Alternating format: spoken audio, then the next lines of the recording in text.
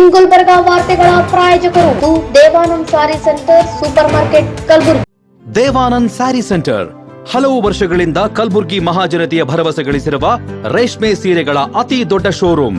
ಹಬ್ಬಗಳು, ಮದುವೆ, ಉಪನಯನ ಹಾಗೂ ನಿಮ್ಮ ಮನೆಯ ಶುಭ ಸಮಾರಂಭಗಳಿಗೆ ಬೇಕಾಗುವ ರೇಷ್ಮೆ ಸೀರೆಗಳಿಗೆ ದೂರದ ಬೆಂಗಳೂರು, ಹೈದರಾಬಾದ್ ನಗರಗಳಿಗೆ ಹೋಗುವ ಅಗತ್ಯವಿಲ್ಲ.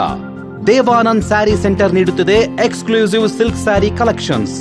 ದೇವಾನಂದ್ ಸ್ಯಾರಿ ಸೆಂಟರ್ನಲ್ಲಿ ಈಗ ಮದುವೆ ಮುಂತಾದ ಶುಭ ಸಮಾರಂಭಗಳಿಗೆ ಕಾಂಚೀವರಂ ಸೇರಿದಂತೆ wedding brocade saris, pure Dharmavaram ಸೀರೆಗಳು, ಪ್ಯೂರ್ ಬನಾರಸ್ ಸೀರೆಗಳು, pure Uppada silk, pure Ilkal ಸೀರೆಗಳು, pure fancy Gadwal silk, pure Paithani ಸೀರೆಗಳು, ಪ್ಯೂರ್ ಸಾಫ್ಟ್ ಸಿಲ್ಕ್ ಸೀರೆಗಳು ವಿವಿಧ ವಿನ್ಯಾಸಗಳಲ್ಲಿ.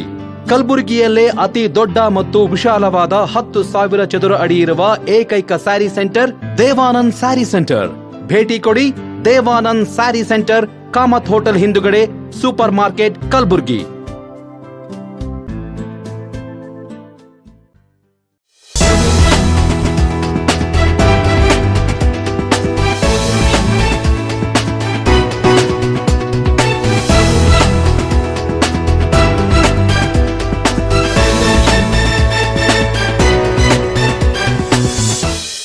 ನಮಸ್ಕಾರ. ಇನ್ ಗುಲ್ಬರ್ಗಾ ವಾರ್ತೆಗಳಿಗೆ ಸ್ವಾಗತ. ಮೊದಲಿಗೆ ಹೆಡ್ಲೈನ್ಸ್. ಕುಖ್ಯಾತ ಮನೆಗಳ್ಳನ ಬಂಧನ, ಅಕ್ರಮವೆಸಗುತ್ತಿರುವ ವಸತಿ ನಿಲಯದ ಅಧಿಕಾರಿಗಳ ವಿರುದ್ಧ ಪ್ರತಿಭಟನೆ. ಈಗ ವಾರ್ತೆಗಳ ವಿವರ. ಮನೆಗಳ್ಳತನ ಮಾಡಿ ತಲೆಮರೆಸಿಕೊಂಡು ಓಡಾಡುತ್ತಿದ್ದ ಆರೋಪಿಯನ್ನು ಸ್ಟೇಷನ್ ಬಜಾರ್ ಪೊಲೀಸರು ಬಂಧಿಸಿದ್ದಾರೆ. ಬಂಧಿತ ಆರೋಪಿಯನ್ನು ಲಕ್ಷಾಂತರ ರೂಪಾಯಿ ಮೌಲ್ಯದ ಬಂಗಾರ ಸೇರಿದಂತೆ ಕೃತ್ಯಕ್ಕೆ ಬಳಸಲಾದ ವಸ್ತುಗಳನ್ನು ಜಪ್ತಿ ಮಾಡಲಾಗಿದೆ ಎಂದು ನಗರ ಪೊಲೀಸ್ ಆಯುಕ್ತ ಶರಣಪ್ಪ ಎಸ್ಡಿ ತಿಳಿಸಿದ್ದಾರೆ. ನಗರದ ಪೊಲೀಸ್ ಆಯುಕ್ತರ ಕಚೇರಿಯಲ್ಲಿ ಸುದ್ದಿಗೋಷ್ಠಿಯನ್ನು ಉದ್ದೇಶಿಸಿ ಮಾತನಾಡಿದ ಅವರು, ಕಲಬುರಗಿ ನಗರದ ಈಶ್ವರ್ ನಗರದ ಗಾಬ್ರಿಯಲ್ ಲೇಔಟ್ನಲ್ಲಿ ಕಳೆದ ನವೆಂಬರ್ನಲ್ಲಿ ನಡೆದ ಮನೆಗಳ್ಳತನ ಪ್ರಕರಣ ಭೇದಿಸಿದ ಸ್ಟೇಷನ್ ಬಜಾರ್ ಪೊಲೀಸರು ಮನೆಗಳ್ಳನನ್ನು ಬಂಧಿಸಿ ಆತನಿಂದ 20.40 ಲಕ್ಷ ರೂಪಾಯಿ ಮೌಲ್ಯದ 167 ಗ್ರಾಮ ಚಿನ್ನ, ಬೆಳ್ಳಿಯ ಆಭರಣ ವಶಪಡಿಸಿಕೊಳ್ಳಲಾಗಿದೆ ಎಂದರು. ಆರೋಪಿ ನವೀನ್ ಗುರುಮೂರ್ತಿ ಜೋಶಿ ಅಡುಗೆ ಕೆಲಸ ಮಾಡುತ್ತಿದ್ದ. ಈ ಆರೋಪಿ ಟಿಕೆಟ್ ಇಲ್ಲದೆ ರೈಲಿನಲ್ಲಿ ತೆರಳುವಾಗ ಟಿಟಿ ಕೈಯಲ್ಲಿ ಸಿಕ್ಕಾಕೊಂಡಾಗ ರೈಲಿನ ಟಿಕೆಟ್ ಪರಿವೀಕ್ಷಕ ಕಲಬುರಗಿ ರೈಲು ನಿಲ್ದಾಣದಲ್ಲಿ ಇಳಿಸುತ್ತಾರೆ. ಬಳಿಕ ಆರೋಪಿ ನವೀನ್ ಜೋಶಿ ತನ್ನ ಖರ್ಚಿಗೆ ಹಣ ಇಲ್ಲದಿದ್ದಾಗ ಈ ಮನೆ ಕಳ್ಳತನ ಮಾಡಿರುತ್ತಾನೆ. ಈ ಆರೋಪಿಯ ಮೇಲೆ ಈ ಹಿಂದೆ ಕೂಡ ಕಳ್ಳತನ ಪ್ರಕರಣ ದಾಖಲಾಗಿವೆ ಎಂದು ಪೊಲೀಸ್ ಆಯುಕ್ತ ಶರಣಪ್ಪ ಎಸ್ಡಿ ತಿಳಿಸಿದ್ದಾರೆ. ಬಳಿಕ ಮನೆಗಳ್ಳತನ ಆರೋಪಿ ಬಂಧಿಸುವಲ್ಲಿ ಯಶಸ್ವಿಯಾದ ಸ್ಟೇಷನ್ ಬಜಾರ್ ಸಿಬ್ಬಂದಿಗಳಿಗೆ ನಗರ ಪೊಲೀಸ್ ಆಯುಕ್ತ ಶರಣಪ್ಪ ಎಸ್ ಅವರು ಪ್ರಶಂಸೆ ಪತ್ರ ನೀಡಿ ಗೌರವಿಸಿದರು. ಕಳೆದ ಕೆಲವು ವಾರಗಳಿಂದ ತಾವು ನೋಡ್ತಾ ಇದ್ದೀರಿ, ಕಲಬುರಗಿ ನಗರ ಪೊಲೀಸ್ ವತಿಯಿಂದ ನಿರಂತರವಾಗಿ ಈ ಅಪರಾಧಗಳ ಪತ್ತೆ ಕಾರ್ಯ ನಡೀತಾ ಇದೆ. ಅದರ ಜೊತೆಗೆ ಅಪರಾಧಗಳ ಕಡಿವಾಣಕ್ಕೆ ಪ್ರಿವೆನ್ಷನ್ ಮಾಡಲಿಕ್ಕೆ ಕೂಡ ಸುಮಾರು ಸಕಾರಾತ್ಮಕ ಕ್ರಮಗಳು ಕೂಡ ನಡೀತಾ ಇದೆ. ಯಾವ ಪ್ರಕರಣಗಳು ಈಗ ಆಲ್ರೆಡಿ ರಿಪೋರ್ಟ್ ಆಗಿದೆ, ಆ ಪ್ರಕರಣಗಳನ್ನು ಭೇದಿಸಲಿಕ್ಕೆ ವಿಶೇಷ ತಂಡಗಳನ್ನು ನಾವು ಮಾಡಿತ್ತು. ಅದರ ಇನ್ನೊಂದು ಅಧ್ಯಾಯ ಅಂತ ಹೇಳ್ಬೋದು. ಸ್ಟೇಷನ್ ಬಜಾರ್ ಪೊಲೀಸ್ ಸ್ಟೇಷನಲ್ಲಿ ಕಳೆದ ತಿಂಗಳು 21st 22nd ಡೇ ಟೈಮಲ್ಲಿ ಆ ಒಂದು 2 ದಿನಗಳ ಅವಧಿಯಲ್ಲಿ ಯಾರು ರೆಸಿಡೆಂಟ್ಸ್ ಇದ್ದಾರೆ, Gabriel layout resident, retired RF range forest officer, ಅವರ ಮನೆಯಲ್ಲಿ ಕಳ್ಳತನ ಆಗಿರುವಂಥ ವರದಿ ಆಗಿರುತ್ತೆ.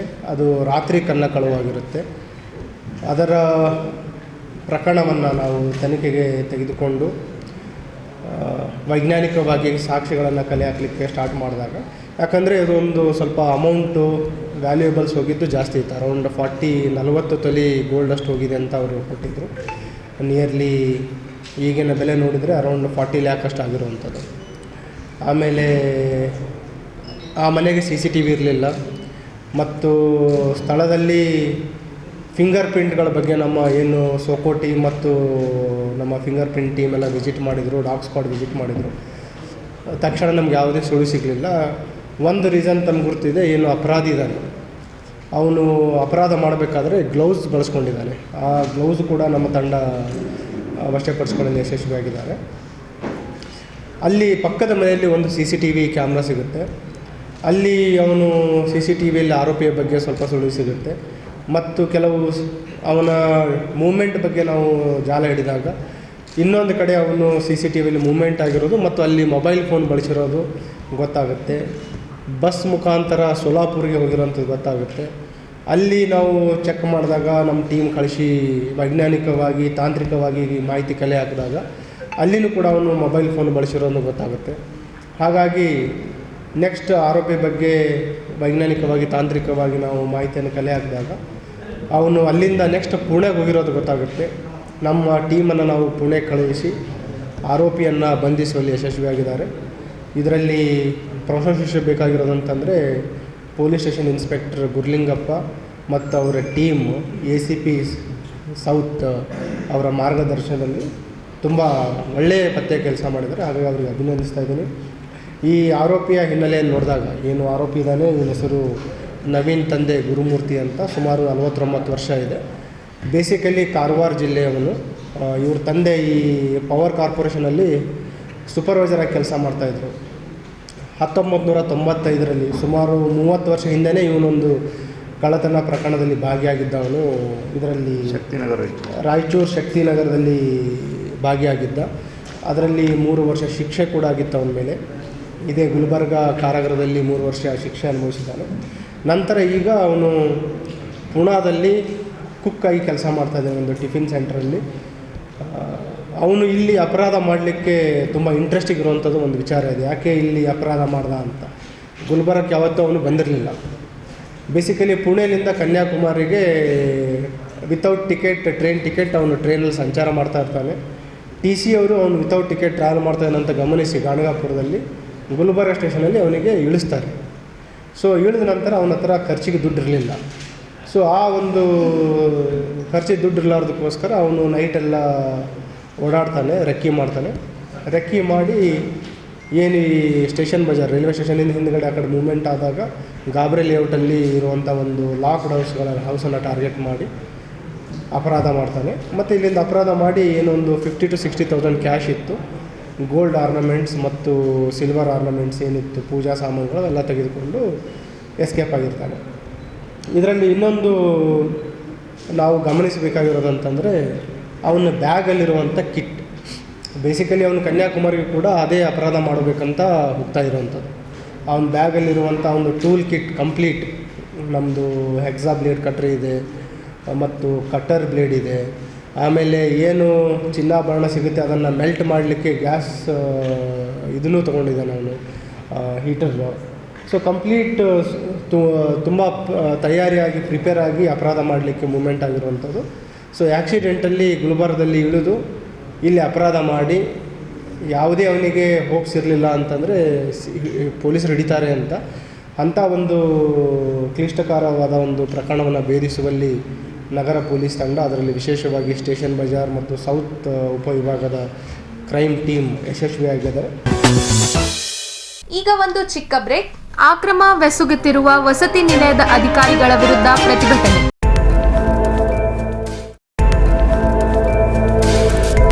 ಇನ್ ಗುಲ್ಬರ್ಗಾ ವಾರ್ತೆಗಳ ಪ್ರಾಯೋಜಕರು Devanand sari centre supermarket Kalaburagi. Devanand sari centre ಹಲವು ವರ್ಷಗಳಿಂದ ಕಲಬುರ್ಗಿ ಮಹಾಜನತೆಯ ಭರವಸೆ ಗಳಿಸಿರುವ ರೇಷ್ಮೆ ಸೀರೆಗಳ ಅತಿ ದೊಡ್ಡ ಶೋರೂಮ್. ಹಬ್ಬಗಳು, ಮದುವೆ, ಉಪನಯನ ಹಾಗೂ ನಿಮ್ಮ ಮನೆಯ ಶುಭ ಸಮಾರಂಭಗಳಿಗೆ ಬೇಕಾಗುವ ರೇಷ್ಮೆ ಸೀರೆಗಳಿಗೆ ದೂರದ ಬೆಂಗಳೂರು, ಹೈದರಾಬಾದ್ ನಗರಗಳಿಗೆ ಹೋಗುವ ಅಗತ್ಯವಿಲ್ಲ. ದೇವಾನಂದ್ ಸ್ಯಾರಿ ಸೆಂಟರ್ ನೀಡುತ್ತಿದೆ exclusive silk sari collections. Devanand sari ಸೆಂಟರ್ನಲ್ಲಿ ಈಗ ಮದುವೆ ಮುಂತಾದ ಶುಭ ಸಮಾರಂಭಗಳಿಗೆ ಕಾಂಚೀವರಂ ಸೇರಿದಂತೆ wedding brocade saris, pure Dharmavaram ಸೀರೆಗಳು, ಪ್ಯೂರ್ ಬನಾರಸ್ ಸೀರೆಗಳು, pure Uppada silk, pure Ilkal ಸೀರೆಗಳು, pure fancy Gadwal silk, pure Paithani ಸೀರೆಗಳು, ಪ್ಯೂರ್ ಸಾಫ್ಟ್ ಸಿಲ್ಕ್ ಸೀರೆಗಳು ವಿವಿಧ ವಿನ್ಯಾಸಗಳಲ್ಲಿ. ಕಲಬುರಗಿಯಲ್ಲೇ ಅತಿ ದೊಡ್ಡ ಮತ್ತು ವಿಶಾಲವಾದ 10,000 ಚದುರ ಅಡಿ ಇರುವ ಏಕೈಕ sari centre Devanand sari centre. ಭೇಟಿ ಕೊಡಿ. Devanand sari centre, Kamath hotel ಹಿಂದುಗಡೆ, ಸೂಪರ್ ಮಾರ್ಕೆಟ್, ಕಲಬುರ್ಗಿ.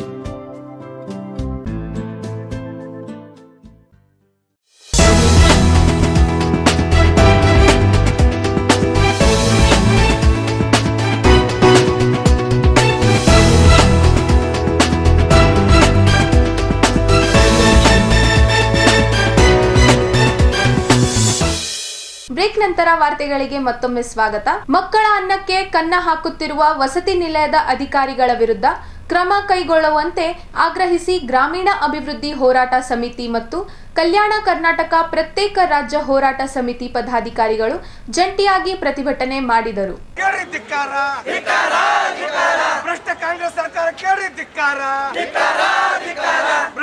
ಕಲಬುರಗಿ ಜಿಲ್ಲೆಯಲ್ಲಿರುವ ವಸತಿ ನಿಲಯಗಳ ಆಹಾರ ಸಾಮಗ್ರಿಗಳ ಸರಬರಾಜು ಮಾಡದೆ ಟೆಂಡರ್ ನಿಯಮಗಳನ್ನು ಉಲ್ಲಂಘಿಸಿ ಕೋಟ್ಯಾಂತರ ರೂಪಾಯಿ ಸರ್ಕಾರ ವಂಚನೆ ಮಾಡುತ್ತಿರುವ ಅಧಿಕಾರಿಗಳ ವಿರುದ್ಧ ಕ್ರಮ ಕೈಗೊಳ್ಳುವಂತೆ ಆಗ್ರಹಿಸಿ ಇಂದು ಕಲ್ಯಾಣ ಕರ್ನಾಟಕ ಪ್ರತ್ಯೇಕ ರಾಜ್ಯ ಹೋರಾಟ ಸಮಿತಿ ಮತ್ತು ಗ್ರಾಮೀಣ ಅಭಿವೃದ್ಧಿ ಹೋರಾಟ ಸಮಿತಿ ನೇತೃತ್ವದಲ್ಲಿ ನಗರದ ಎಸ್ವಿಪಿ ವೃತ್ತದಿಂದ ಜಿಲ್ಲಾಧಿಕಾರಿ ಕಚೇರಿವರೆಗೆ ಮೆರವಣಿಗೆ ಮೂಲಕ ಜಿಲ್ಲಾಡಳಿತ ಮತ್ತು ರಾಜ್ಯ ಸರ್ಕಾರದ ವಿರುದ್ಧ ಘೋಷಣೆಗಳನ್ನು ಕೂಗುತ್ತಾ ಜಿಲ್ಲಾಧಿಕಾರಿಗಳ ಕಚೇರಿಗೆ ತೆರಳಿ ಮನವಿ ಪತ್ರ ಸಲ್ಲಿಸಲಾಯಿತು.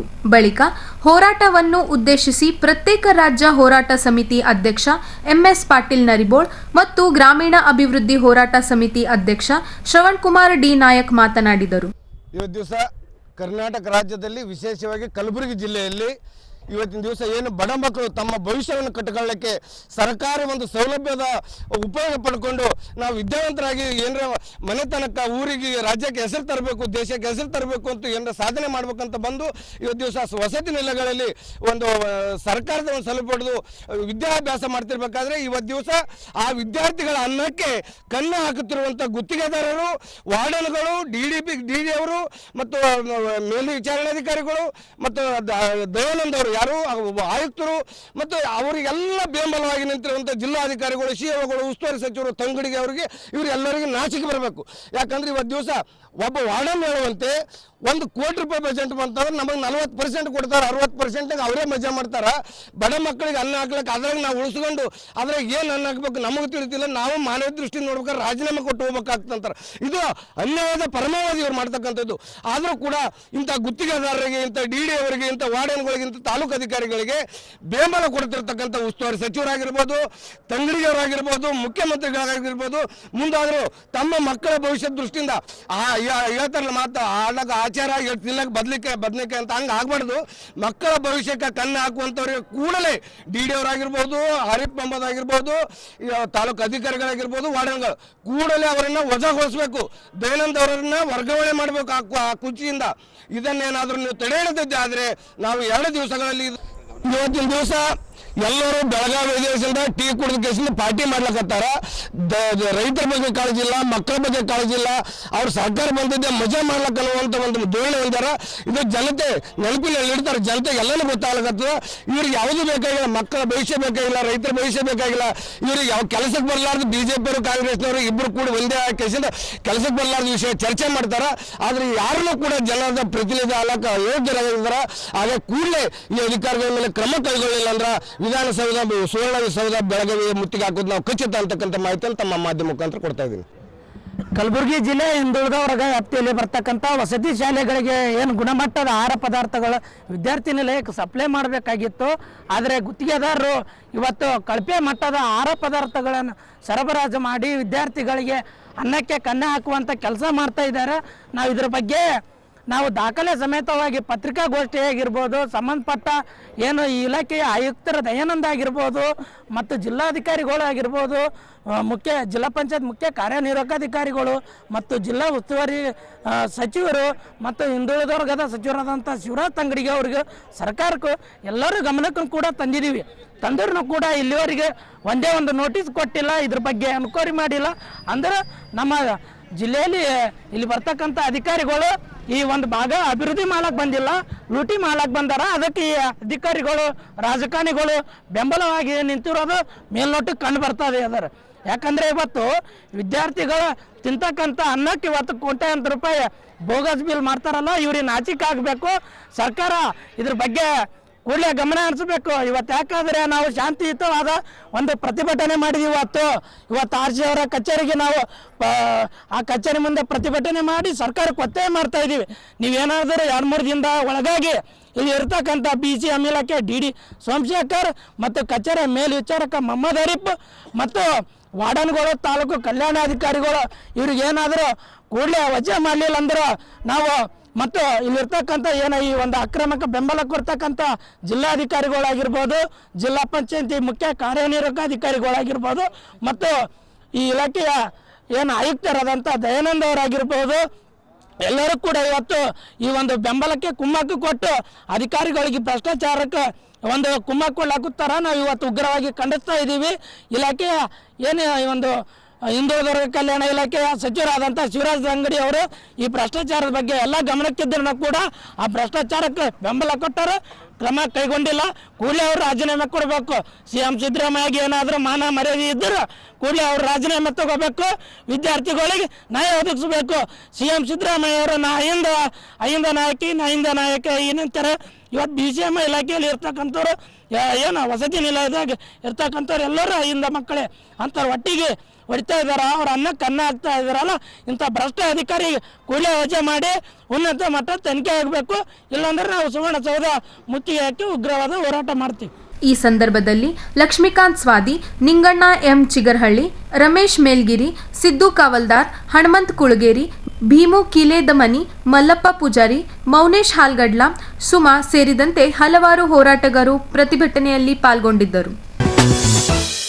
ಈಗ ವಾರ್ತಾ ಪ್ರಸಾರ ಮುಕ್ತಾಯ. ಮುಂದಿನ ಸಂಚಿಕೆಯಲ್ಲಿ ಭೇಟಿಯಾಗೋಣ. ನಮಸ್ಕಾರ.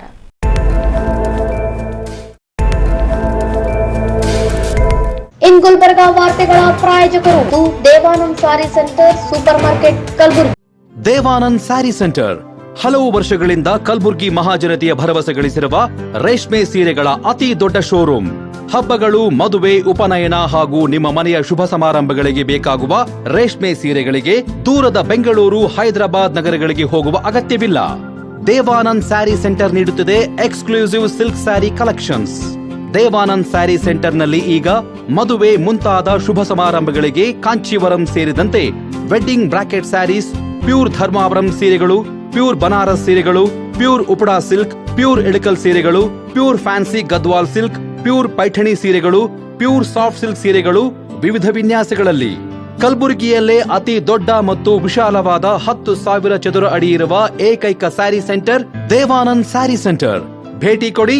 Devanand sari centre, Kamath hotel ಹಿಂದುಗಡೆ, ಸೂಪರ್ ಮಾರ್ಕೆಟ್, ಕಲಬುರ್ಗಿ.